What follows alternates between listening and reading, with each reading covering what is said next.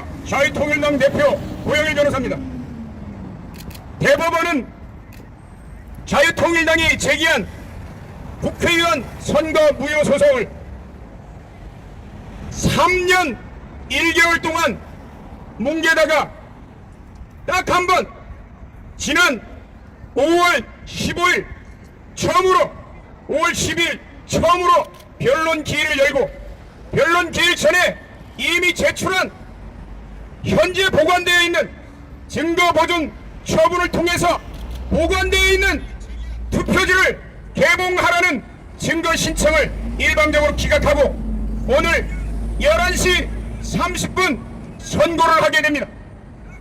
보나마나 증거조사를 하나도 하지 않은 상태에서 선거의 위법을 자기들이 어떻게 판단할 수 있는지 우리 국민들은 분노하지 않을 수 없습니다. 자유통일당이 선거 무효 소송, 지난 2020년 진행된 4.15 총선에 대한 선거 무효 소송을 2020년 5월 14일 제기했습니다.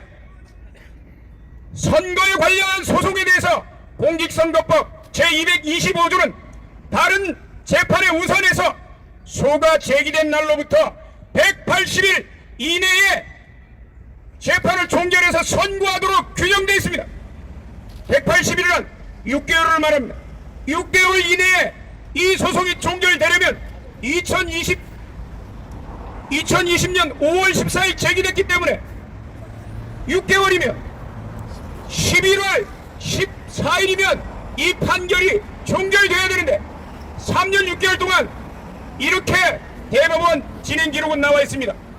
2020년 5월 18일 주심 대법관이 지정됐습니다. 5월 19일부터 법리 개시가 검토되었다고 합니다. 2022년 5월 15일까지 법리 및 쟁점에 관한 종합 검토 중. 야, 민유숙 대법관 잘 들어. 대법관 생활, 법관 생활 몇 년 했길래 2년 동안 법리 검토를 하나? 그렇게 실력이 없는가? 본인이 대법관에 임명되었을 때 약자들을 위해서 판결한 걸로 유명하다고. 그러면 국민들은 약자가 아닙니까, 여러분? 국민들을 위해서 그 자리에 앉아 있는 거 아니겠습니까? 그런데 3년 동안 뭉개고 나서 결국은 증거 신청 하나 못 받아들이면서 무슨 놈의 약자들을 위한 재판을 했다고 자기 양력에 언론을 통해서 그렇게 떠들어냈습니까?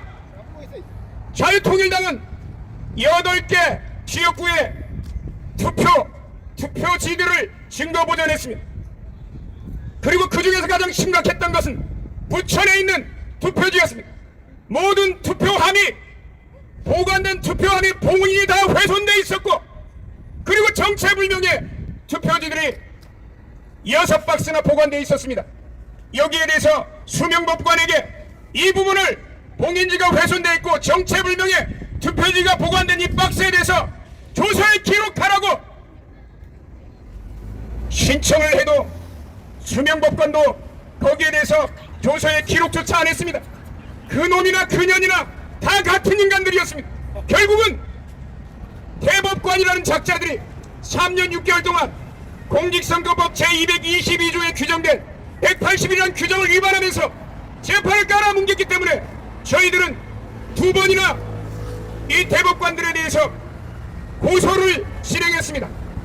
2번이나 고소했음에도 재판 기일을 지정하지 않자 민유숙구의 3인의 대법관에 대해서 국가배상 청구 소송을 제기했습니다. 국가배상 청구 소송을 제기하자마자 지지난달 5월 12일날 겨우 변론 기일, 그것도 3년 만에 첫 변론 기일을 열어서 증거 신청을 모두 기각하고 오늘 판결 선고를 합니다. 판결 선고 결과 보나마나 뻔한 판결입니다. 민유숙기와 3인의 대법관에 대한 철저한 수사를 하도록 저희들이 다시 한번 고소를 진행할 것이고, 법을 잘 아는 인간들이 직무유기를 한 행위, 그리고 대한민국의 사법부가 선거관리위원회를 장악하면서 그 선거관리위원회의 모든 각급 선거관리위원장이 부장판사고 선거관리위원장이 노태악이라는 대법관입니다. 결국은 자기 식구 봐주기 때문에 대한민국의 자유민주주의의 가장 기초적인 제도, 선거제도를 짓밟아버린 이들을 저희들은 용서할 수 없기에 오늘 이 기자회견을 열었습니다. 다른 여러 연사들 계시기 때문에 저는 이 자리에서 마치지만 민주석 이하 이 대법관들 저희들은 반드시 심판할 것임을 약속드립니다. 감사합니다. 감사합니다. 다음은 국민특검단 단장